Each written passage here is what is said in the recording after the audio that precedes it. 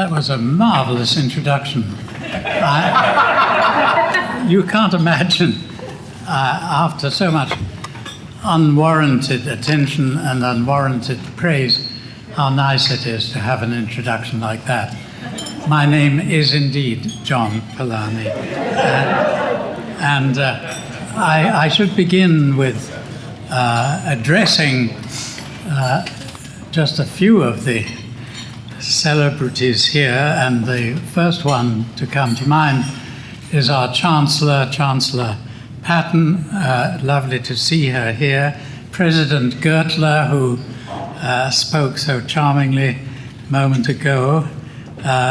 Dean Woodin, and she's my dean, but what a pleasure to have her beside me. Principal de Rosier, I've lost you, I'm afraid, somewhere. Maybe you are here. Oh, lovely to be in this beautiful place. Then my dear friend Wendy Cecil must be somewhere lurking here.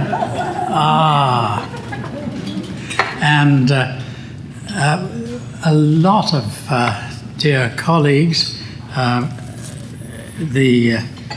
I can't stop there because there are people who don't fall under any of those categories, so honored guests will have to do for you. And then there are a few hangers-on. My dear, and they are very dear, family. Those are the hangers-on.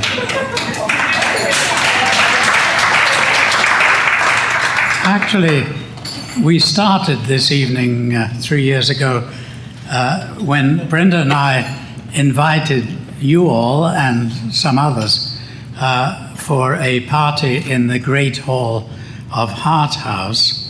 And then, as happened to so many people in this hall, COVID came and put a stop to that. And we practically gave up, but now you have reignited the flames, and it's lovely of you to invite Brenda and me to this charming event in a place that I love, Massey College. To say thank you is pathetically inadequate, and so I'm going to do something also inadequate, which is to make some remarks, if I can find them, which somebody said the thing for you to do is to look back a bit and then look forward if you can. So I'll have a go. Looking back, I think of the fact that in this hall I just met 2 new appointments to chemistry, both of them a delight and a source of pride. And I don't know how many of you have been through hiring processes recently, but they are really tough going. That wasn't so much the case in the year you people have been reminded of, 1956, when the university decided to take a chance on me. I don't think I even gave a talk here, but just as well. Anyway, from the start, this institution and many of the people here have been unstinting in their help. And I want to mention just a few who aren't with us anymore, but who were so terribly important when I came here as a sort of directionless, nondescript young guy. The first one was called Donald Leroy, and he was they used to use a title called head of chemistry, now chair. And he thought of the right gift for me. He deflected his top student, Ken Cason, in my direction. How he did it, I don't know, but he did. And at the same time, the head, as he was called, of physics, who was called Harry Welch, showed me how to take curved mirrors and collect infrared radiation, something you've heard referenced in passing this evening. And that was a tremendous help. And more important still was the fact that a guy called Gerhard Herzberg, who later became a Nobelist, who was at the National Research Council labs, he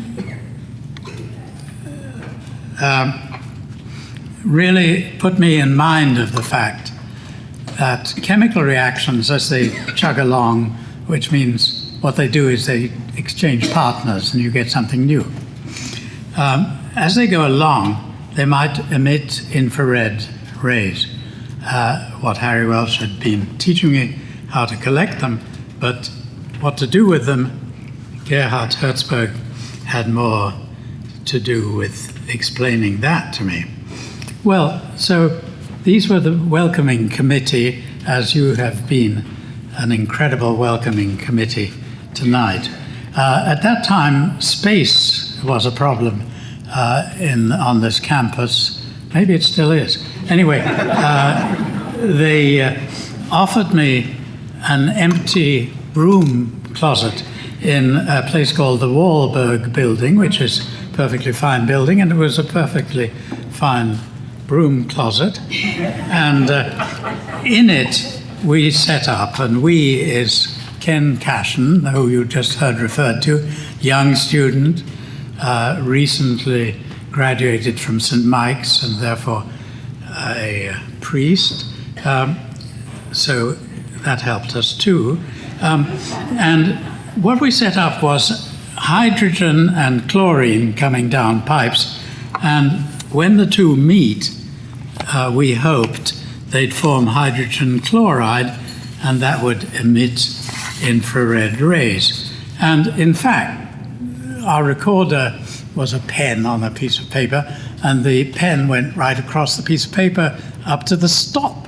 And my God, this was infrared radiation. And Ken Cason was sort of restricted in his vocabulary as a newly coined priest, and he went to the extreme and he said, "Holy crowbar." Is that an expression you've ever heard? Well, I went in search of other new students and venturesome ones like Ken Cason. And what I heard about was a student-faculty group which was discussing the admissibility of stationing American nuclear weapons on Canadian soil. And they thought this was a rotten idea, and I thought so too. So I joined this group at Harthouse, and together we wrote an appeal to the Prime Minister, who was called Mr. Diefenbaker. And then off we went, a few of us, to Ottawa, and Mr. Diefenbaker spent over an hour with us. And that was the beginning of something. I was then sent to my colleagues in chemistry, who barely knew me and probably didn't approve of me very much, to try to flog this appeal. And they were, thank God, welcoming of the notion. And a lot happened. The Globe and Mail, who are represented here stoutly by somebody very slim, the Globe and Mail thought, this is odd. People at the university are starting to circulate political documents. And so they put on the front page a petition saying, don't let's have nuclear weapons stationed in Canada. And a lot then ensued. Actually, governments fell, one of them being Diefenbaker's, and the public debate was quite intense for a year or so. And surprisingly, the weapons ban that we were flogging survived, and it survives today. And I think colours are thinking in this country. Well, the next thing that happened, I'm still looking back, was an invitation from England, signed magnificently, the Earl, Bertrand Russell. And the invitation was to participate in a discussion of the nuclear threat under the sponsorship of something called International Pugwash. Pugwash is a fishing village in Nova Scotia, but it became the site of political meetings. And in this case, Bertrand Russell was writing to say that there would be a meeting in December of 1960. So 1960 means we've moved, is it 5 years? 5 years since I came here, so I better hurry up. In December 1960, there would be a meeting to discuss the nuclear predicament, and I, the new Canadian in the lot, would be my country's delegate. It seemed okay to me, but I turned to my boss, who, like my neighbor tonight, she is Dean of Arts and Science. The then Dean was, and she's heard me mention him, a man called Vincent Bladen. And I went to him and said, can I accept this hospitality from the Kremlin? And so she said, he said, I better ask Ottawa. So Ottawa was asked at a high level, and Ottawa replied promptly, don't go. Dean Bladen, the illustrious predecessor of our present Dean, was unfazed by this response, came up to me with a plane ticket in his hand, a ticket to Moscow, so that I would go, but would not feel beholden. And so tonight's the night to say, I remain beholden, but to the U of T. That meeting, which took place in 1960 in Moscow, was the beginning of a long association with Pugwash that I had, and it brought together scientists who had been, many of them, government advisors in various countries, to debate the level of nuclear armaments needed for deterrence. Stable deterrence, we then thought, would ensure peace. Today, we're less confident. Threats and counter-threats to work have to be real. And if they're real in times of crisis, and we're going through one, they may lead to war. The Moscow meeting was timely, coming shortly before the Cuban Missile Crisis, which takes us to 1962, in which the world teetered dangerously at the brink of nuclear war. And today, I can be frank with you and say that I can only see radical actions as saving us. We have to reshape history. Ours has got to be, let's call it an age of abolition, which starts for me always with the end of slavery, but goes on to the end of something which is only just ending, which is female servitude, and goes on to the end of environmental degradation, which is still, I'm afraid, in the future, and above all, to an end of threats of mass destruction. None of this is going to occur without a clamor for change. And the subject that many of us embrace here, science requires us to be able to see the world anew. And my guide recently to that was not just from science, but from science fiction. H.G. Wells, who I admire, on the eve of World War I, so in 1914, H.G. Wells was writing a book, and the book's title was, and is, A World Set Free, a phrase to which I shall return. And he saw the disaster of World War I. It was right there in front of him. But he also saw hope. The situation H.G. Wells was trying to understand in 1914 was somewhat similar to that of today. The threat then, as now, derived from science. But Wells saw beyond the immediacy of tanks and machine guns. He had read, and it's really quite remarkable that he had, but he'd read a record of research being conducted. This was in the period, I'm going back now, 1900 to 1910, research being conducted at McGill by Rutherford. And Wells was aware from these lecture notes from 100 years ago, but they were current at that time, that atoms could actually break apart. And in this finding, he was sharp enough to see the ultimate weapon of war.